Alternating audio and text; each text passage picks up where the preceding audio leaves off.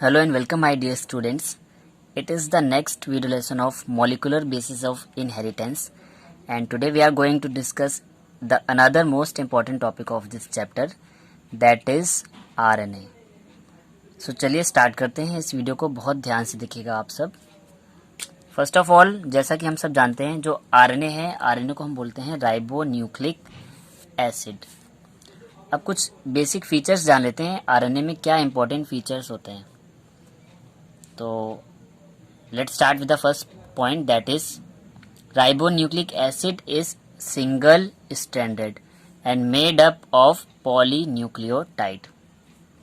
अब जैसा कि मैंने बोला था आपको पहले ही कि जो डीएनए होता है वो डबल स्टैंडर्ड होता है, यानी कि डीएनए पे दो स्टैंड होंगे, एक तो 5' to 3' वाला और एक 3' to 5' वाला। बट आरएनए में एक ही स्टैंड होता है जो कि एक ही डायरेक्शन में चलेगा, चाहे वो 3' to 5' हो या 5' to 3' हो। तो जो हमारा आरएनए है वो सिंगल स्टैंडर्ड है and made up of polynucleotide. तो जैसे कि हमारा डीएनए भी न्यूक्लियोटाइड की एक लॉन्ग चेन थी, सेम एज आरएनए भी न्यूक्लियोटाइड की एक लॉन्ग चेन है। और मैंने लास्ट वीडियोस में मैंने आपको बताया भी है कि न्यूक्लियोटाइड क्या होते हैं। न्यूक्लियोटाइड की बेसिक कंपोजिशन में 3 मेन स्ट्रक्चर आते हैं। एक तो हमारा नाइट्रोजनस बेस, दूसरा पेंटोज शुगर और तीसरा फॉस्फोरिक एसिड। इन 3 कंपोनेंट्स को मिलकर हमारा बनता है एक सिंगल न्यूक्लियोटाइड, और बहुत सारे न्यूक्लियोटाइड को जब हम ऐड कर देते हैं तो एक पॉलीन्यूक्लियोटाइड चेन बन जाती है। तो RNA is a single standard polynucleotide chain. अब जो सेकेंड पॉइंट है, ये मेन डिफरेंस बताता है डीएनए और आरएनए के अंदर। इन न्यूक्लियोटाइड्स ऑफ आरएनए, मैंने 2 बार ऑफ लिख दिया है, एक बार आप रिमूव कर लीजिएगा। In nucleotides of RNA nitrogenous bases are adenine, guanine, uracil and cytosine. अब जब आपने डीएनए पढ़ा था तो डीएनए में जो नाइट्रोजनस बेस थे वो हमारे एडेनिन, ग्वानिन, थाइमीन और साइटोसिन थे। But in case of RNA thymine is replaced by uracil, यानी कि जब हम आरएनए के नाइट्रोजनस बेस की बात करते हैं तो वहां पर थाइमीन की जगह पर क्या आ जाता है, यूरेसिल आ जाता है। तो डीएनए के जो 4 नाइट्रोजनस बेस थे वो थे adenine, guanine, thymine and cytosine. But RNA में थाइमीन की यहाँ पर हमको देखने को मिलता है यूरेसिल। अब बात करते हैं टाइप्स ऑफ आरएनए की, यानी हमारा आरएनए कितने टाइप का है।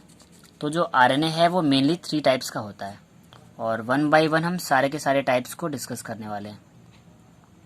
तो सबसे पहले बात करते हैं एम आरएनए की। ये हमारी पहली कैटेगरी है। एम आरएनए का फुल फॉर्म होता है M for messenger RNA, so it is also called messenger RNA, यानी कि ऐसा आरएनए जो किसी ना किसी मैसेज को कहीं ले जाएगा, that's why it is called messenger RNA. Second point, it is formed in nucleus and move to cytoplasm through nuclear pore. अब जो आरएनए है या मैसेंजर आरएनए है, ये सभी बनते कहाँ पर हैं, न्यूक्लियस में। क्यों? क्योंकि जो आरएनए है वो बनता है डीएनए से, और डीएनए होता है न्यूक्लियस में। तो न्यूक्लियस के अंदर एक प्रोसेस होती है डीएनए में जिसको बोलते हैं ट्रांसक्रिप्शन। याद रखिएगा, ट्रांसक्रिप्शन। और ट्रांसक्रिप्शन से क्या होता है, डीएनए से बन जाते हैं आरएनए, और ये सारे जो आरएनए हैं फिर न्यूक्लियर पोर के थ्रू बाहर आ जाते हैं। कहाँ पर, साइटोप्लाज्म में, यानी कि सेल के साइटोप्लाज्म में आ जाते हैं। तो जितने भी हमारे आरएनए हैं वो बनेंगे तो हमारे डीएनए के अंदर, बट उसके बाद ये मूव करके आ जाते हैं साइटोप्लाज्म में थ्रू न्यूक्लियर पोर, क्योंकि हमारी जो न्यूक्लियर मेम्ब्रेन होती है उसमें कई सारे पोर्स होते हैं, जिन पोर्स से ये आरएनए बाहर आकर साइटोप्लाज्म में आ जाते हैं। थर्ड मेन इंपॉर्टेंट पॉइंट है कि इन्हें मैसेंजर आरएनए क्यों कहते हैं।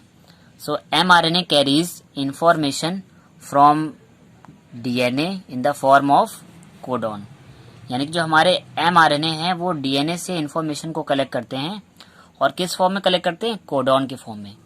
अब कोडॉन होते क्या है आप ये समझ लीजिए। डीएनए में जो न्यूक्लियोटाइड्स होते हैं, न्यूक्लियोटाइड्स में जो हमारे नाइट्रोजनस बेस होते हैं, यानी कि यही जो एडेनिन, ग्वानिन, थाइमीन और साइटोसिन, ये जो न्यूक्लियोटाइड्स हैं इनके एक पर्टिकुलर 3 न्यूक्लियोटाइड के जो ग्रुप होते हैं, यानी कि triplet group of nitrogenous base is called codon. तो हर नाइट्रोजनस बेस के ट्रिपलेट में एक अपना पर्टिकुलर अमीनो एसिड के लिए कोई कोड होता है, जो कोड जो है mRNA लेकर आता है और उसी कोड के थ्रू आगे प्रोटीन सिंथेसिस की प्रोसेस होती है। यानी कि यही कोडॉन्स जो है आगे जाकर प्रोटीन सिंथेसिस करेंगे, यानी कि एक mRNA से हर एक अमीनो एसिड को कोड करेंगे और फिर बना देंगे प्रोटीन। सेकेंड जो हमारा इम्पोर्टेंट आरएनए है दैट इज ट्रांसफर आरएनए, इसीलिए इसको हम बोलते हैं टीआरएनए। अब ट्रांसफर का मतलब क्या होता है, ये कोडॉन को कोड करके अमीनो एसिड को ट्रांसफर कर देता है और ऐसे ही करके बहुत सारे टीआरएनए वन बाय वन बहुत सारे अमीनो एसिड को ट्रांसफर कर देते हैं और अमीनो एसिड की एक लॉन्ग चेन बन जाती है। और हमें सभी को पता ही है कि long chain of amino acid is called protein.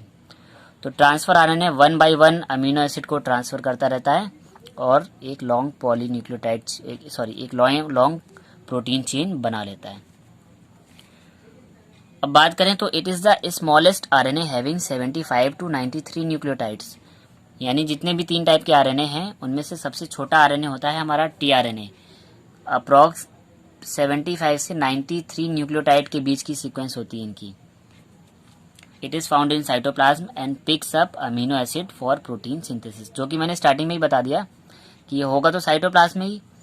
ये क्या इनका फंक्शन क्या होता है, ट्रांसफर का मतलब होता है ये mRNA के कोडॉन पर कोड होने के बाद एक पर्टिकुलर अमीनो एसिड को ट्रांसफर कर देगा प्रोटीन सिंथेसिस के लिए और अमीनो एसिड आपस में बाइंड करके बना लेते हैं प्रोटीन। तो each tRNA molecule carries a particular amino acid, यानी कि हर टीआरएनए मॉलिक्यूल अपने में यूनिक होता है, यानी कि वो एक पर्टिकुलर अमीनो एसिड को ही ट्रांसफर कर पाएंगे, हर अमीनो एसिड को ट्रांसफर नहीं कर सकते। ठीक है, यानी कि हर टीआरएनए में जो एंटी कोडॉन होंगे वो एक स्पेसिफिक कोडॉन के लिए होंगे और हर कोडॉन में एक इंफॉर्मेशन होती है एक पर्टिकुलर अमीनो एसिड के लिए, यानी कि हर टीआरएनए मॉलिक्यूल एक पर्टिकुलर अमीनो एसिड को ही कोड करेगा, एक पर्टिकुलर अमीनो एसिड को ही कैरी कर सकता है। हर टीआरएनए हर अमीनो एसिड को कैरी नहीं कर सकता। लास्ट इंपॉर्टेंट आरएनए है that is rRNA and R से फुल फॉर्म होती है ribosomal RNA. So it is also called ribosomal RNA and makes 50% structure of ribosome. हमारी सेल में जो राइबोसोम होते हैं उनके 2 मेन कंपोनेंट्स होते हैं, एक तो राइबोसोमल आरएनए और दूसरा प्रोटीन। यानी जो राइबोसोम है वो प्रोटीन और राइबोसोमल आरएनए से मिलकर बने होते हैं। तो इस तरह से हमारे राइबोसोम का 50% कौन बनाता है, राइबोसोमल आरएनए। अब इनका भी फंक्शन जो है बेसिकली तीनों आरएनए का फंक्शन जो है प्रोटीन सिंथेसिस को ही कराना होता है। तो इस प्रोटीन सिंथेसिस में राइबोसोमल आरएनए का जो रोल होता है ये हमें एक साइट प्रोवाइड करते हैं, यानी कि वो जगह प्रोवाइड करते हैं जहाँ पर प्रोटीन सिंथेसिस की प्रोसेस हो पाए। ठीक है, so they provide a site of protein synthesis by forming ribosome. ये राइबोसोम्स को बनाते हैं और राइबोसोम्स में 2 सब यूनिट होती हैं, एक लार्ज सब यूनिट और एक स्मॉल सब यूनिट। तो राइबोसोम की दोनों सब यूनिट जो हैं एक साइट क्रिएट करती हैं प्रोटीन सिंथेसिस की और उस साइट पर mRNA के कोडॉन टीआरएनए के अमीनो एसिड को कोड करते हैं और प्रोटीन का फॉर्मेशन करते हैं। अब प्रोटीन की बात मैं बार बार कर रहा हूँ क्योंकि आपको अभी मैं केवल आरएनए पढ़ा रहा हूँ। जब मैं प्रोटीन सिंथेसिस पढ़ाऊँगा तब ये प्रोसेस आपको डिटेल में बताऊँगा कि प्रोटीन सिंथेसिस हो कैसे रही है। अभी तो ये आपको पॉइंट थोड़े से कन्फ्यूजन लग रहे होंगे कि ये कोडॉन और एंटी कोडॉन्स क्या हैं, बट जब आप प्रोटीन सिंथेसिस पढ़ेंगे तो आपको ये सारे पॉइंट्स क्लियर हो जाने हैं। अब जितने भी आरएनए होते हैं तो mRNA तो लीनियर होता है और जो rRNA है वो तो राइबोसोम बनाता है, बट टीआरएनए का अपना शेप होता है। तो मैंने एक टीआरएनए का आपको स्ट्रक्चर दिखा दिया है। अब जैसा कि मैंने बोला सिंगल स्ट्रैंडेड होता है, तो देखिए ये 3 डैश से स्टार्ट हुआ और यही स्ट्रैंड चारों तरफ ये मूव करते हुए वापस कहाँ पर एंड हो रहा है, देखिए 5 डैश पर हो रहा है। तो ये 3 डैश से 5 डैश तक एक ही स्ट्रैंड है। इससे आप बीच में अगर बेस पेयरिंग हो रही है कहीं पर तो इससे आप ये मत समझिएगा कि जो टीआरएनए है वो डबल स्ट्रैंडेड है, it is just single stranded. अब इसकी जो सीक्वेंस होती है वो एडेनिन, साइटोसिन और साइटोसिन से स्टार्ट होती है, तो इसीलिए इसको बोलते हैं एसीसी सीक्वेंस। यानी जो टीआरएनए की जो स्टार्टिंग सीक्वेंस होती है वो ACC से होती है, और इसी सीक्वेंस को बोलते हैं अमीनो एसिड बाइंडिंग साइट। यानी कि कोई भी अमीनो एसिड टीआरएनए पर इसी स्टेम पर आकर बाइंड होता है, इसीलिए इस आर्म का नाम दे दिया गया है एक्सेप्टर स्टेम। यानी कि ऐसी स्टेम जो टीआरएनए पर अमीनो एसिड को एक्सेप्ट करेगी, अमीनो एसिड को बाइंड करेगी, वो स्टेम है हमारी एक्सेप्टर स्टेम। अब ये बीच में आपको जो बेस पेयरिंग दिख रही है वो इस वजह से हो जाती है क्योंकि इसका जो स्ट्रक्चर है, इस टाइप के स्ट्रक्चर की वजह से कहीं कहीं पे न्यूक्लियोटाइड आपस में एक दूसरे के सामने आ जाते हैं, यानी कि नाइट्रोजनस बेस एक दूसरे के सामने आ जाते हैं, और जब वो आ जाएंगे तो उनके बीच में हाइड्रोजन बॉन्ड ऑटोमेटिकली बन जाता है और बेस पेयरिंग भी क्रिएट हो जाती है। बट इस बेस पेयरिंग का मतलब ये नहीं है कि ये जो आरएनए है वो डबल स्टैंडर्ड हो गया, ये रहेगा हमेशा सिंगल स्टैंडर्ड। अब इसमें 4 लूप आपको देखने को मिल रहे हैं। एक तो टी साइसी लूप। अब यहाँ पे टी साइसी से टी का मतलब होता है राइबोथाइमिन। राइबोथाइमिन जो कंपोनेंट है ये क्या करता है, राइबोसोम को रिकॉग्नाइज करता है। यानी कि जो ये लूप है ये हेल्प करेगा रिकॉग्निशन ऑफ राइबोसोम में। यानी कि जब प्रोटीन सिंथेसिस स्टार्ट होगी तो राइबोसोम पर बाइंड करने का काम कौन कराएगा, राइबोसोम रिकॉग्निशन साइट। ऐसे ही हमारा एक लूप होता है DHU लूप, यानी कि डाई हाइड्रो यूरिडिन लूप। और नीचे एक एक्स्ट्रा आर्म होती है जिसको हम वेरिएबल आर्म या एक्स्ट्रा आर्म भी बोल देते हैं।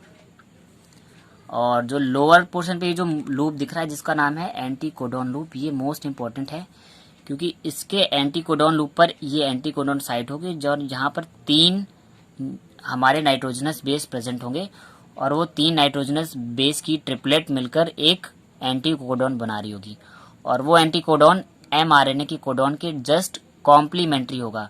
मीन्स अगर यहाँ पर एडेनिन है तो mRNA पर थाइमिन होगा, यहाँ पर थाइमिन है तो mRNA पर एडेनिन होगा।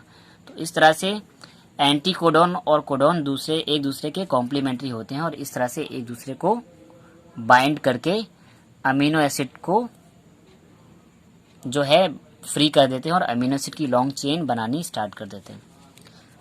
तो आई होप आपको टीआरएनए का स्ट्रक्चर समझ आ गया होगा।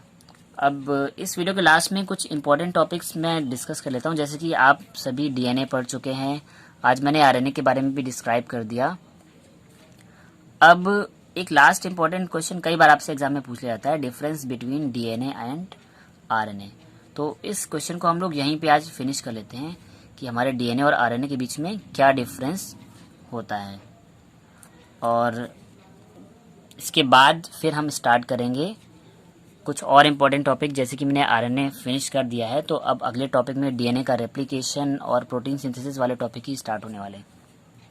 अब बेसिकली अगर डीएनए और आरएनए के बीच में डिफरेंस देखें तो अगर हम पहला बेस लेते हैं शुगर, तो मैंने बताया था आपको कि डीएनए हो चाहे आरएनए, दोनों में जो शुगर होती है वो 5 कार्बन वाली पेंटोज शुगर होती है।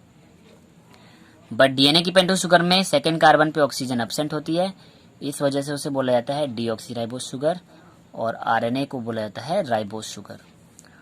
तो डीएनए की शुगर हो गई डीऑक्सीराइबोज और आरएनए की हो गई राइबोज शुगर। ये तो पहला डिफरेंस हो गया।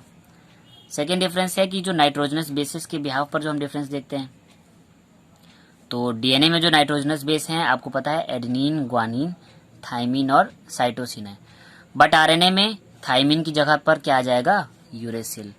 तो यहाँ पे जो हमारे नाइट्रोजनस बेस होंगे वो होंगे एडेनिन, ग्वानिन, थाइमिन की जगह पर यूरेसिल और साइटोसिन।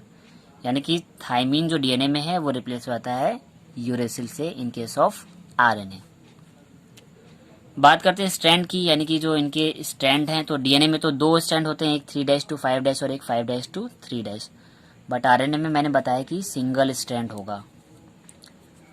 लोकेशन की बात करते हैं कि डीएनए के मॉलिक्यूल कहाँ प्रेजेंट होते हैं और आरएनए के, तो डीएनए तो हमारे न्यूक्लियस के अंदर प्रेजेंट होगा क्रोमोसोम्स में, और जब डीएनए से आरएनए बन जाता है तो आरएनए कहाँ पर आ जाता है, साइटोप्लाज्म में।